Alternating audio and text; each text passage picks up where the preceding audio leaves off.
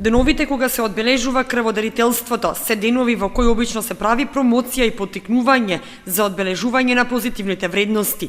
Во таа смисла Црвениот крст во соработка со Институтот за трансфузиологија од Скопје и Светската здравствена организација го одбележуваат денот користејќи ги сите механизми да ги промовираат вредностите што ги носи дарувањето на крв. Во Домот на хуманитарни организации Дари Џамбас во Скопје се организираше голема хуманитарна акција во која прв скапоцената течност ја даруваше председателот Ѓорѓе Иванов. Во манифестацијата и акцијата се вклучија и волонтерите од Кочанскиот Црвен крст, која ги дефинираше насоките во делот на промоцијата на хуманитарните и превентивните активности, како и волонтерските активности.